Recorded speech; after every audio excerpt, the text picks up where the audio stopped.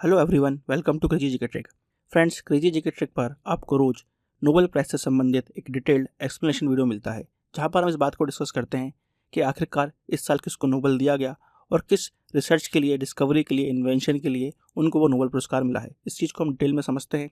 साथ में फ्रेंड्स यहाँ पर हम लास्ट में एक इंपॉर्टेंट MCQ सेशन भी सॉल्व करते हैं। इससे पहले फ्रेंड्स हमने मेडिसिन के क्षेत्र में और फिजिक्स के क्षेत्र में दिए गए नोबेल प्राइज को डिस्कस किया है। आज फ्रेंड्स केमिस्ट्री के क्षेत्र में दिए गए नोबेल पुरस्कार को हम डिस्कस करने वाले हैं। तो आइए शुरू करते हैं आज का सेशन और देखते हैं इस साल किसको केमिस्ट्री के नोबेल पुरस्कार से सम्मानित किया गया है।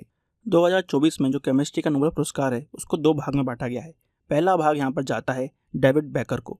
फ्रेंड्स, ये USA से आते हैं और यहाँ पर उनको ये पुरस्कार इसलिए मिला है क्योंकि उन्होंने कंप्यूटेशनल प्रोटीन डिज़ाइन को बनाया है। तो पहला भाग किसको गया? डेविड बेकर को। कहाँ से आते हैं? USA से आते हैं। क्या किया है फ्रेंड्स? इन्होंने कंप्यूटेशनल प्रोटीन डिज़ाइन बनाई है। इसके बाद हम देखते हैं दूसरा भाग दो लोगों में शेयर किया जाएगा, जॉन M जम्पर जो कि UK से आते हैं और डेमिस हेस्बिस जो कि आते हैं UK से। ये दोनों ही UK से आते हैं। इनको यह पुरस्कार इसलिए दिया जा रहा है क्योंकि इन्होंने एक ऐसा AI मॉडल बनाया है जो कि प्रोटीन स्ट्रक्चर को प्रेडिक्ट कर सकता है, यानी कि बता सकता है कि किस तरह का प्रोटीन हमको मिलने वाला है या किस तरह का प्रोटीन का जो स्ट्रक्चर है, बनावट है, वो कैसी होने वाली है। तो फ्रेंड्स, ये रहे इस साल के केमिस्ट्री के नोबेल पुरस्कार के विनर। कुल मिलाकर फ्रेंड्स 3 लोग हैं, मगर ये पुरस्कार दो भागों में बटेगा। पहला भाग डेविड बेकर को मिला है जो कि USA से आते हैं फॉर कंप्यूटेशनल प्रोटीन डिज़ाइन, और दूसरा भाग यहाँ पर जॉन M जम्पर और डेमिस हेस्बिस को मिलने वाला है। तो फ्रेंड्स, यहाँ पर हम बात कर रहे हैं प्रोटीन की, तो आइए थोड़ा प्रोटीन के बारे में समझते हैं और इन्होंने जो रिसर्च करी है उसको भी समझने की कोशिश करते हैं। प्रोटीन को लाइफ का बिल्डिंग ब्लॉक बोला जाता है। प्रोटीन एक बहुत ही यूनिक और अमेजिंग एलिमेंट है। इसकी खासियत ये है कि ये बहुत सारे केमिकल रिएक्शंस को कंट्रोल करता है और उनको ड्राइव भी करता है, जिसके बेसिस पर जो लाइफ है वो पॉसिबल हो पाती है। प्रोटीन हम देखते हैं कि हार्मोन की तरह फंक्शन करता है, सिग्नल सिस्टम का तरह फंक्शन करता है, एंटीबॉडीज हम देखते हैं प्रोटीन से बनती हैं, और बहुत सारे टिश्यूज़ के, ऑर्गन्स के बिल्डिंग ब्लॉक्स भी हम देखते हैं कि प्रोटीन से बनते हैं। इसलिए प्रोटीन को लाइफ का बिल्डिंग ब्लॉक बोला जाता है। प्रोटीन बनता कैसे है? तो friends, protein basically amino acid की जो लॉन्ग चेन्स होती हैं उससे प्रोटीन बनता है। तो अगर ये सवाल है प्रोटीन बनता कैसे है, तो प्रोटीन बनता है अमीनो एसिड से। तो ये तो बात हुई प्रोटीन की। यहाँ पर डेविड बेकर, जिनको इस साल के नोबेल पुरस्कार से सम्मानित किया गया है, उन्होंने एक बहुत ही इम्पॉसिबल काम करके दिखाया, जहाँ पर उन्होंने नए टाइप के प्रोटीन को बनाना चालू करा। ये बहुत ही यूनिक चीज़ थी कि अब हम खुद कुछ नए तरीके के प्रोटीन बना सकते हैं। इसलिए फ्रेंड्स, उनको क्या दिया जा रहा है? इस साल के नोबेल पुरस्कार से सम्मानित किया जा रहा है। इसके बाद अगर हम बात करें डेमिस हेस्बिस और जॉन जम्पर की, तो फ्रेंड्स उन्होंने एक कदम आगे बढ़कर 50 साल पुरानी प्रॉब्लम को सॉल्व किया है। प्रॉब्लम ये थी कि प्रोटीन का जो स्ट्रक्चर है वो बहुत कॉम्प्लेक्स होता है। तो यहाँ समझ में नहीं आता कि किस तरह की बनावट होगी उस प्रोटीन की। हमको अमीनो एसिड का फॉर्मूला तो मिल जाता है, मगर ये समझ में नहीं आता कि उसकी बनावट कैसी होगी, और बनावट के आधार पर उस प्रोटीन का जो फंक्शन है, जो क्रिया है, प्रक्रिया है, वो बदल जाती है। तो यहाँ पर साइंटिस्ट लोग बड़े परेशान थे कि किस तरह से हम प्रोटीन का जो स्ट्रक्चर है, उसकी जो बनावट है, उसको समझे।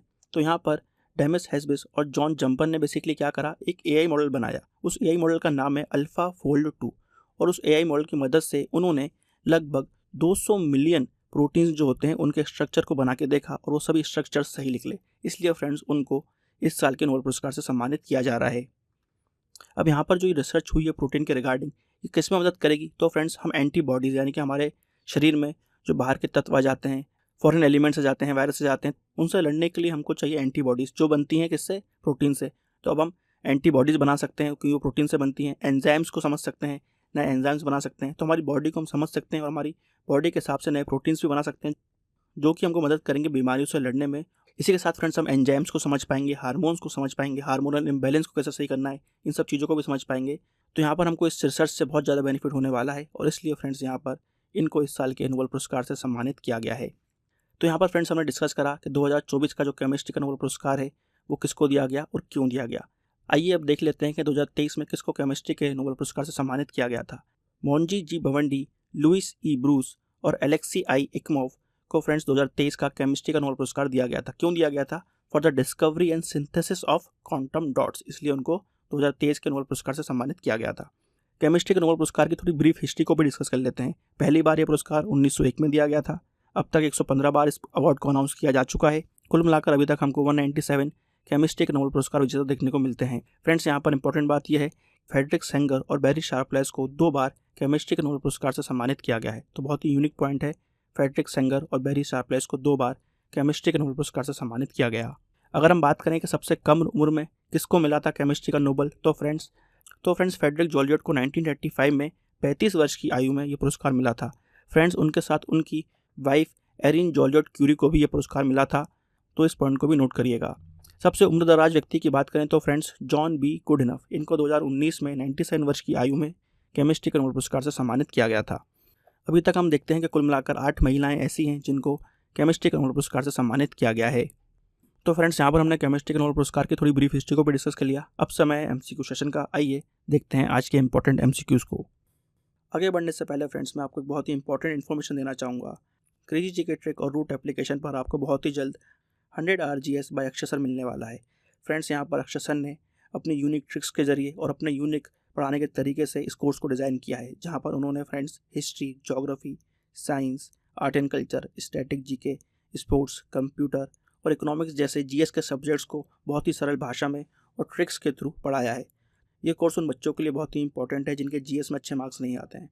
दिवाली से पहले ये कोर्स लॉन्च होने वाला है, तो फ्रेंड्स अगर आप लॉन्चिंग ऑफर का फ़ायदा उठाना चाहते हैं तो रूट एप्लीकेशन और क्रेजी जीके ट्रिक एप्लीकेशन को जरूर डाउनलोड करें। चलिए आगे बढ़ते हैं। पहला क्वेश्चन है, प्रोटीन्स आर कॉल्ड, प्रोटीन को क्या कहते हैं हम?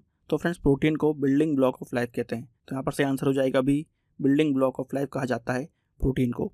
नेक्स्ट क्वेश्चन है, प्रोटीन किससे बनते हैं? तो फ्रेंड्स प्रोटीन बनते हैं अमीनो एसिड से। तो यहाँ पर से आंसर हो जाएगा ए, अमीनो एसिड्स। अमीनो एसिड्स एक दूसरे से एक लॉन्ग चेन में जुड़ते हैं, उनका स्ट्रक्चर अलग हो सकता है, उसी को हम क्या बोलते हैं? प्रोटीन बोलते हैं। अगला क्वेश्चन है, किस एआई के जरिए स्ट्रक्चर ऑफ प्रोटीन बनाया जा सकता है? तो यहाँ पर से आंसर है अल्फा फोल्ड 2। इसी को डेवलप किया है जॉन एम जंपर और डेमिस हैसाबिस ने। नेक्स्ट क्वेश्चन है, 2024 में किसे केमिस्ट्री का नोबेल पुरस्कार दिया गया? इस क्वेश्चन को हम डिटेल में डिस्कस कर चुके हैं, इसका आंसर आपको कमेंट बॉक्स में देना है। अगला क्वेश्चन है, निम्नलिखित में से किसे केमिस्ट्री में 2 बार नोबेल पुरस्कार से सम्मानित किया जा चुका है? तो फ्रेंड्स बैरी शार्पलेस और फ्रेडरिक सेंगर को 2 बार केमिस्ट्री का नोबेल पुरस्कार मिला है। सही आंसर हो जाएगा ए।